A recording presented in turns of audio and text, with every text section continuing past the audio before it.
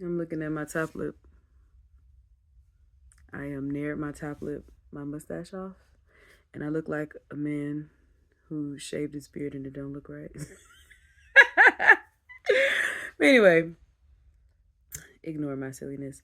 So I'm making this video because I've been doing a lot of deep work as always, but going deeper beyond the deepest, I feel like every time I dive in, I just go deeper and deeper every time. That's the point. You want to go deeper and deeper every time. But dealing with some of the issues that I have not been able to touch because they're so sensitive and so painful. And even just talking about it, like I feel emotional. Dealing with long held beliefs, these internal subconscious beliefs that I don't fully understand or I'm beginning to understand. And I feel embarrassed for myself, to myself, because it's like one of those things like, how could I believe these things about myself? Like, what's the reason?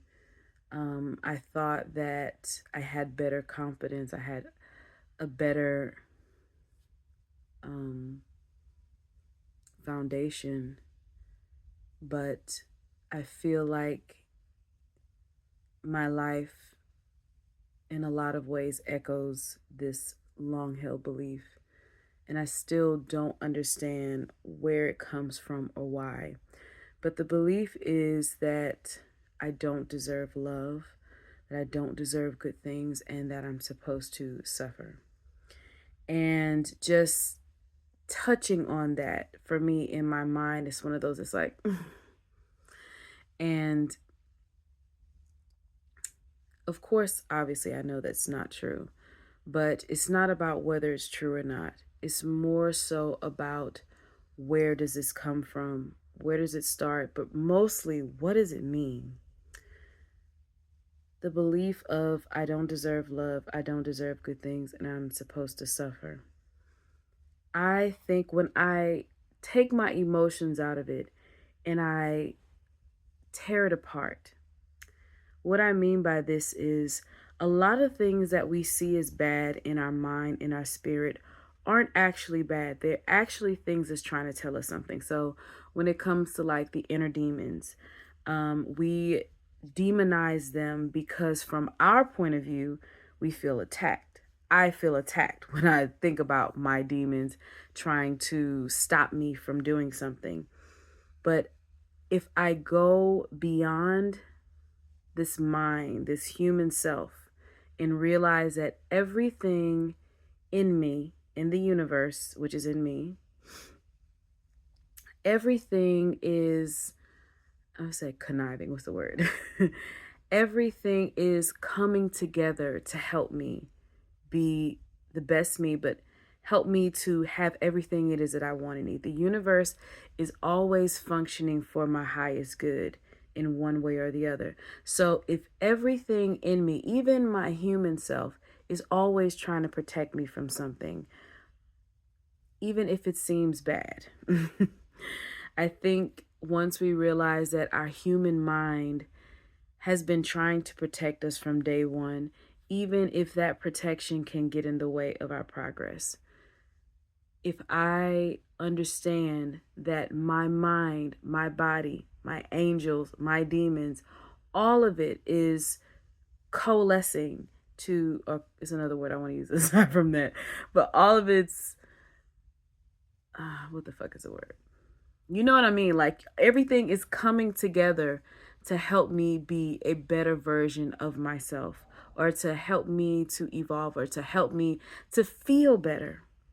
So if this thing, I don't deserve to be loved, I'm not going to be loved, and I don't deserve to be happy.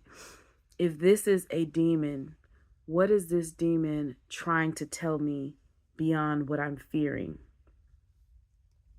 If I take the fear out of it and just look at it from this message's point of view, beyond my fear, beyond my sadness, what I think it actually means is there is no love for you out there.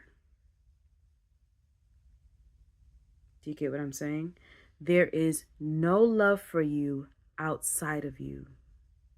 All the love that you desire is within you. All of when it comes like relationships or friendships and everything that you're seeking outside of yourself, you will not find it out there. It's only in here you will find it. And that if you continue to operate in this way where you're looking for something outside or beyond yourself, you will not find it. You will never be loved. And I was thinking about this in the shower and I was like,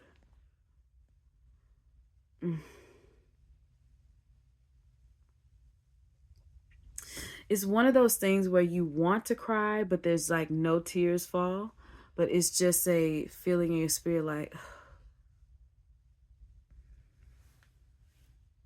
that's it.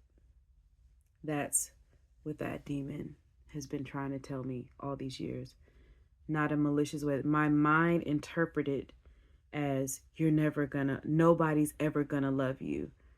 No, nobody's. It's like if I take away the veil from the message and lift it up, all of the words form to give me an understanding of what it's trying to say. So if I'm constantly being held back from things that would bring me joy and make me happy on the inside, outside of myself, if there's something constantly stopping me from having the things that I want, it's a reason. Like I'm coming to realize, like we've been taught that, you want to push past these things and you want to just keep going. You just want to, and sometimes that's enough. Sometimes it's enough to push past the belief and to go forward. For me, no, I don't think so. Because even if I would push past, the problem would still be there. And I think a lot of people find that where you push past your fears and all these things, you have the things that you want, and then all of a sudden either you're not happy or you lose them or you're on the verge of losing them or you're unbalanced in some sort of ways because you haven't actually healed anything.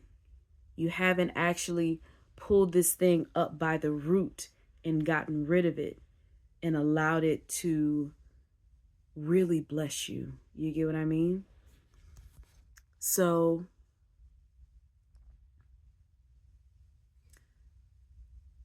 this message, it's so simple. And it's things we've heard before, but I've never understood it in that way. I've been going through a lot of mental gymnastics. I've been daydreaming a lot. And I realized that I create characters in my daydream. I'm what do they call it? A chronic daydreamer. And it's for my own enjoyment because life can be boring sometimes. And I realize that these characters that I create are parts of me that are trying to express something and tell me something. And I see the things that I want in those daydreams and in times where I feel like I can't have them or I don't know how to access them or get them. I live through them vicariously through daydreams. And I realize some of the things that I have been dreaming about, I really, really want, but haven't been able to get. And I'm understanding why in this moment. Wanting anything, looking for someone to love you and be such an amazing being to you. They could never love you like you love you, ever. I don't care what anyone says. No one could ever love you like you love you, and no one ever will. So if you don't understand that concept, you'll always be hungry for more. Nothing will ever be enough. No one, even you, until you decide that I deserve to love me more. I am my greatest lover. Hope that's helpful. Bye.